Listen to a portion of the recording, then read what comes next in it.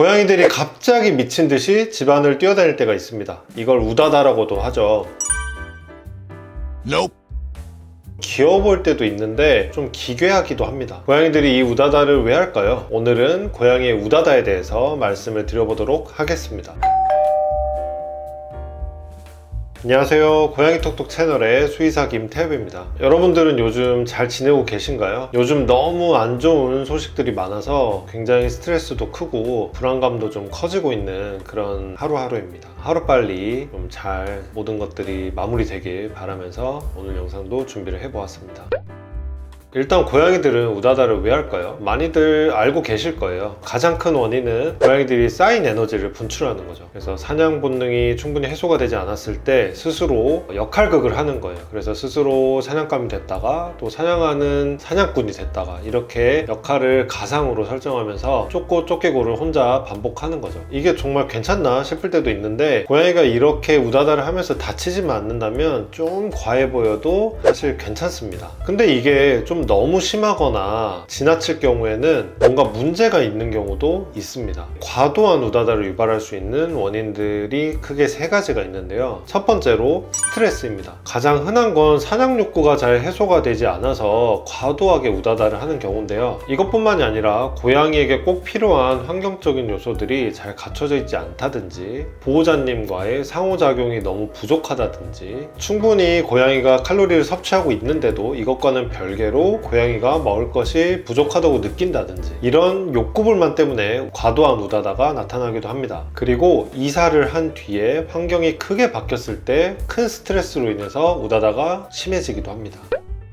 두 번째, 아플 때 치아 흡수성 병변이나 심한 치주 질환 같이 구강에 통증이 있다든지 근골격계나 신경계 쪽 통증으로 인해서 나타나기도 합니다. 이게 심할 경우에는 지각과민 증후군하고도 관련이 될 수도 있는데요. 이건 제가 전에 만든 영상을 참고해 보시면 더 자세히 알아보실 수 있을 겁니다. 세 번째, 호르몬 질환. 고양이가 나이가 좀 있어요. 10살이 넘었는데 갑자기 회춘한 것처럼 미친 듯이 뛰어다니고 활동량이 늘었고 그리고 먹는 것을 잘 먹는데도 체중이 자꾸 빠지는 것 같다. 이럴 때에는 갑상선 기능 항진증을 의심해 볼 수도 있습니다. 꼭 다 그런 건 아니지만 몸통에 대칭적으로 탈모가 생기기도 하니까 혹시 이러한 것들이 같이 보인다면 반드시 의심을 해봐야 됩니다. 그러면 어떻게 하면 해결할 수 있을까요? 첫 번째, 충분한 놀이. 최소 하루에 한 번 할 때 5분 이상은 놀아주는 게 좋습니다. 물론 더 잘 논다면 많이 놀아주셔야 되겠죠. 근데 특히나 밤에 우다다가 심한 경우가 많기 때문에 보호자님이 퇴근하시고 좀 일과를 마무리하신 다음에 자기 전에 충분히 에너지를 해소할 수 있도록 놀아주시는 것이 좋습니다. 혹시 사냥놀이 자체에 별로 흥미가 없고 적극적이지 않은 고양이들은 보호자님들과의 상호작용, 그러니까 만져주거나 예뻐해주는 이런 상호작용으로도 그러한 본능이 해소되는 경우도 있기 때문에 내가 좀 뜸했다 라고 하시면 잘 챙겨주시면 좋을 것 같고요. 그리고 혼자서 놀 수 있는 여러 가지 요소들도 충분히 갖춰주시면 도움이 되실 겁니다.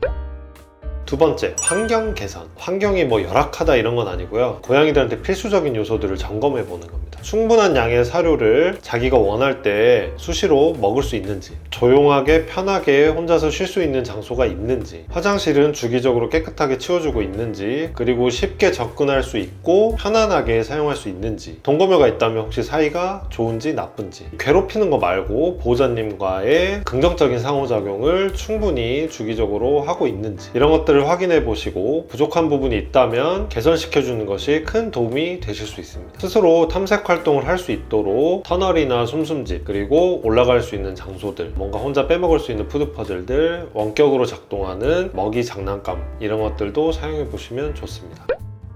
세 번째, 건강검진. 통증을 유발할 만한 어떤 원인들이 있는지 찾아보시고요. 그리고 행동 변화를 일으킬 수 있는 호르몬 질환들도 검사를 통해서 확인을 해보셔야 됩니다. 전체적인 검사를 해서 질병들이 배제가 된다면 앞서 말씀드린 두 가지 원인을 가장 강력하게 의심해 볼 수가 있겠죠.